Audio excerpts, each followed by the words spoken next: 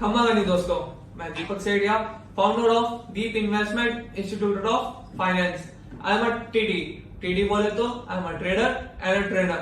दोस्तों, हम 2014 से स्टॉक मार्केट में ट्रेडिंग और इन्वेस्टमेंट कर रहे हैं और हमसे जुड़े कई सारे ट्रेडर्स और इन्वेस्टर्स हमारे साथ एक पर्टिकुलर स्ट्रेटेजी पे इनकम जनरेट कर पा रहे हैं। कई बार सुना होगा मार्केट के बारे में, यहाँ पे भाव ही भगवान है। ये भाव भगवान होता कैसे है, हम आपको यही बताने आए हैं इस वीडियो के थ्रू। मार्केट में दो तरह के इन्वेस्टर्स होते हैं, एक होते हैं रिटेलर्स जैसे कि आप और मैं, और दूसरे होते हैं बिग इन्वेस्टर्स जो होते हैं financial institutions, domestic institutions, foreign institutions, banks और इंश्योरेंस कंपनी। ये मार्केट में सबसे ज्यादा वेटेज रखती है। दोस्तों, मार्केट में रिटेलर्स का पार्टिसिपेशन 98% होता है और जबकि इन बिग इन्वेस्टर्स का पार्टिसिपेशन केवल और केवल 2% होता है। पर आपको जान के ताज्जुब होगा कि सबसे ज्यादा प्रॉफिट और सबसे ज्यादा रिटर्न यही 2% इन्वेस्टर्स कमाते हैं और बाकी के 98% इन्वेस्टर्स यानी कि आप और हम बहुत बार या तो नेगेटिव में रहते हैं या बहुत ही कम प्रॉफिट कमा पाते हैं। इसका मेन रीजन है क्या?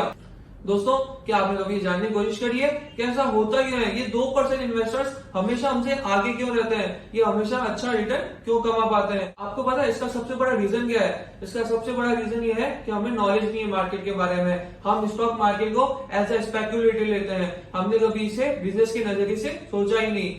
इन जनरल हम कोई भी बिजनेस शुरू करते हैं ना, तो हम उस बिजनेस के बारे में पूरी जानकारी लेते हैं, उनकी बारीकियों को समझते हैं। उस बिजनेस में हमें क्या नुकसान होगा, क्या फायदा होगा, इसके बारे में हम पहले से पता लगाते हैं। हम अपना रिस्क देखते हैं तभी हम उस बिजनेस को शुरू करते हैं। और ऐसा ही ठीक जॉब में होता है। हम जॉब शुरू करने से पहले जॉब की पूरी ट्रेनिंग लेते हैं, हम उस पूरी जॉब प्रोफाइल को जानते हैं, उसके बाद ही हम उस जॉब को एक्सेप्ट करते हैं, उस जॉब को करते हैं। पर हम मार्केट में ऐसा कभी नहीं करते हैं। हम जब भी मार्केट में ट्रेडिंग करते हैं या इन्वेस्टमेंट करते हैं ना, तो हम या तो किसी की टिप्स पे डिपेंड करते हैं या किसी टीवी चैनल की न्यूज एंकर को देख लिया या फिर कहीं न्यूज में पढ़ लिया या हमने अपने दोस्तों से पूछ लिया और ट्रेड कर लिया। और उसके बाद होता क्या है, उसके बाद आप और हम अच्छे से जानते हैं कि हमारा पोर्टफोलियो या तो नेगेटिव रहता है या हमें बहुत ही कम रिटर्न जनरेट हो पाता है। और फिर हम ये कहते हैं, अरे स्टॉक मार्केट तो रिस्की है यार, यहाँ पे तो सिर्फ किस्मत वालों की चमकती है। ऐसा नहीं है। You should always learn before earn. यदि आप इस मार्केट में काम करने से पहले इस मार्केट को समझ जाओ ना, आपको आपके इन 3 सवालों का जवाब मिल जाए तो आप इस मार्केट में अच्छे से काम कर सकते हो। अब बात आती है, ये 3 सवाल है क्या? पहला, कौन सा स्टॉक आप सेलेक्ट करें। दूसरा, आप किस प्राइस में से खरीदे। और तीसरा, आप उसे बेचेगा कब, अपना प्रॉफिट कमाए। अरे खरीदे है तो बेचना भी पड़ेगा ना। और इन्हीं 3 सवालों का जवाब इन्हीं बिग इन्वेस्टर्स को पता होता है। इनके पास फंड मैनेजर्स की टीम होती है जिन्हें अच्छे से नॉलेज होती है कौन सी कंपनी खरीदनी है, कब खरीदनी है, कितने रुपए में खरीदनी है और उनपे प्रॉफिट कब बुक करना है। क्योंकि इनके पास मार्केट की पूरी जानकारी होती है। इन्हें पता होता है कि कौन सी कंपनी फंडामेंटली बहुत स्ट्रांग है, किस कंपनी की ग्रोथ रेट अच्छी है और मार्केट में कौन से बड़े इवेंट्स होने वाले हैं। इन्हें इन सब की जानकारी होती है, इसलिए ये हमेशा हमसे ज्यादा अच्छा रिटर्न जनरेट कर पाते हैं। अब बात आती है इस 98% कैटेगरी से इस 2% कैटेगरी में जाया कैसे जाए। इसका एक सिंपल सा सॉल्यूशन है। यदि आपको पता हो ना कि किस कंपनी को किस भाव में खरीदना चाहिए और किस भाव में बेचना चाहिए, इसकी सही समझ हो तो आप इसमें अच्छे से रिटर्न और इनकम जनरेट कर पा सकते हैं। दोस्तों, ये स्टॉक मार्केट कोई इतना हार्ड नहीं है, ये कोई रॉकेट साइंस नहीं है जिसे आप नहीं सीख सकते हो। ये आपने 11th-12th क्लास में अच्छे से पढ़ा होगा। Stock market law of demand और लॉ ऑफ सप्लाई पे ही काम करता है। आप बताइए, यदि हम जैसे रिटेलर्स, आप और मैं यानी कि किसी भी स्टॉक को परचेज करते हैं, सपोज हमने रिलायंस ही परचेज किया, तो हम कितने शेयर परचेज करेंगे? हम 100-200 शेयर परचेज करेंगे।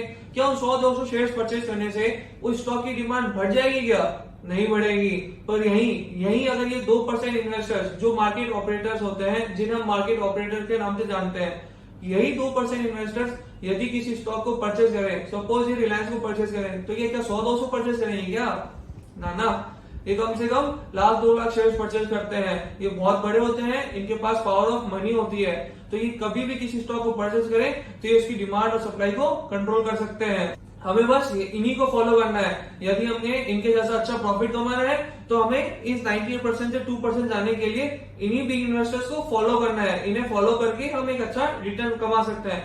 अब बात आती है कि हम इन्हें फॉलो कैसे करें। यदि आपको पता हो ना कि इनकी किस स्टॉक पे सबसे ज्यादा डिमांड है और सबसे ज्यादा सप्लाई है, तो आप इन्हीं की तरह उस स्टॉक को खरीद सकते हो, उसी प्राइस में खरीद सकते हो जिस प्राइस में ये खरीद रहे हैं और आप भी एक अच्छा प्रॉफिट कमा सकते हो। देखो, मैं अब आपको इसे आसान भाषा में समझाता हूँ। लॉ ऑफ डिमांड और लॉ ऑफ सप्लाई होती क्या है आम जिंदगी में। सपोज कीजिए जब छुट्टियां होती है ना, जब गर्मियों की छुट्टियां या सर्दियों की छुट्टियां होती है तब होटल की प्राइसेस और उनकी डिमांड सबसे ज्यादा होती है। ऐसा क्यों होता है? क्योंकि उस समय टूरिज्म बढ़ा हुआ होता है और उस समय रूम्स की डिमांड बहुत हाई होती है और डिमांड हाई होने के कारण उनकी प्राइस भी हाई होती है। यही लॉ ऑफ डिमांड होता है और इसी के बेसिस पे हम मार्केट में एक अच्छा रिटर्न कमा सकते हैं। अब मैं आपको इसे लाइव एग्जांपल के थ्रू समझाता हूं। आप देखिए कि हम कैसे इसी स्ट्रेटेजी को, इसी लॉ ऑफ डिमांड और लॉ ऑफ सप्लाई को स्टॉक मार्केट में अप्लाई करके एक कांस्टेंट रिटर्न और एक कांस्टेंट प्रॉफिट जनरेट कर सकते हैं। आप ये देखिए, ये एक निफ्टी का चार्ट है, आपके स्क्रीन में दिख रहा होगा निफ्टी का चार्ट। इसमें आप अच्छे से देख सकते हैं कि मैंने यहाँ पे दो एरियाज मार्क किए हैं। एक एरिया ग्रीन कलर में है और दूसरा एरिया रेड कलर में है। जो ग्रीन कलर का एरिया है वो डिमांड एरिया है और जो रेड कलर का एरिया है वो सप्लाई एरिया है। अब डिमांड एरिया और सप्लाई एरिया का मतलब क्या हुआ?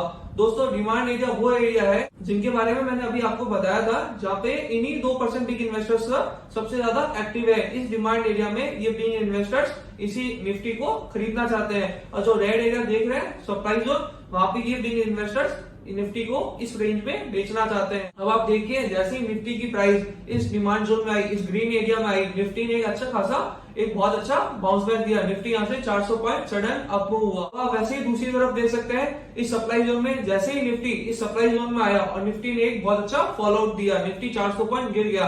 क्या आप और मैं ये कर सकते हैं? नहीं कर सकते। ये बिग इन्वेस्टर्स करते हैं। यही वो एरिया होता है जहाँ पे ये बिग इन्वेस्टर्स एक्टिव रहते हैं। इन्हें पता होता है कि इन्हें इसी डिमांड में, इसी प्राइस में खरीदना है और इसी प्राइस में बेचना है। हम ये सीख सकते हैं। मैं आपको यही स्ट्रेटेजी बाकी स्टॉक्स में भी बता देता हूँ। आप इस स्ट्रेटेजी को, इस लॉ ऑफ डिमांड और लॉ ऑफ सप्लाई को किसी भी स्टॉक पे अप्लाई कर सकते हैं, किसी भी मार्केट में अप्लाई कर सकते हैं। इनफैक्ट आप इसे क्रिप्टो करेंसीज में भी अप्लाई कर सकते हैं, आप गोल्ड, सिल्वर, एनसेक्स में भी अप्लाई कर सकते हैं, आप फॉरेन मार्केट में भी इसे अप्लाई कर सकते हैं। अब मैं आपको इसे स्टॉक्स पे अप्लाई करके दिखाता हूँ। जैसे कि आप ये देखिए, ये इन्फोसिस का चार्ट है, ये इन्फोसिस का डेली चार्ट है। आप यहाँ पे देखिए, मैंने एक एरिया मार्क किया है रेड कलर का, जो कि सप्लाई जोन है। और वहीं आप देखिए, जैसे ही इन्फोसिस की प्राइस उस सप्लाई जोन में आती है, उसके तुरंत बाद ही इन्फोसिस एक अच्छा खासा फॉलो आउट देता है। दूसरे स्टॉक में देख सकते हैं, ये देखिए, मैं आपको एक्सेल टेक का चार्ट दिखाता हूँ। ये एक्सेल टेक का मंथली चार्ट है और आप इसमें देखिए कि मैंने एक डिमांड एरिया मार्क किया है। जैसे ही एक्सेल टेक के मंथली चार्ट में एक्सेल टेक की प्राइस इस मंथली डिमांड जोन में आती है, प्राइस एक अच्छा खासा वापस से अप मूव देती है, प्राइस रिवर्स हो जाती है। ऐसा ही ठीक M&M में हुआ है। हमने कुछ दिन पहले जब स्टॉक मार्केट गिर रहा था, बहुत टाइम से जब स्टॉक मार्केट में प्रॉफिट बुकिंग हो रही थी, तब हमने एक इन्वेस्टमेंट स्टॉक दिया था, इन्वेस्टमेंट ट्रेड किया था, जो M&M था। आप M&M के वीकली चार्ट में देख सकते हैं कि हमने वीकली चार्ट में एक डिमांड एरिया मार्क किया है। जैसे ही महिंद्रा एंड महिंद्रा की प्राइस इस डिमांड एरिया में आई, 840 के आसपास आई, उसके आते ही तुरंत ही महिंद्रा ने एक अच्छा खासा मूव दिया। आज महिंद्रा 52 वीक हाई पे ट्रेड कर रहा है। ऐसे ही बहुत सारे एग्जांपल्स आप देख सकते हैं, जैसे कि रिलायंस है, TCS है, इन्फोसिस है, एयरटेल है। आप इन स्टॉक्स के बारे में देख सकते हैं और आप देखिए कि जैसे ही प्राइस इन जोन्स में आती है, उसके तुरंत बाद ही प्राइस रिएक्ट करती है। अगर प्राइस डिमांड जोन में आ रही है तो प्राइस ने अप मूव दिया, अगर प्राइस सप्लाई जोन में आ रही है तो प्राइस ने डाउन मूव दिया।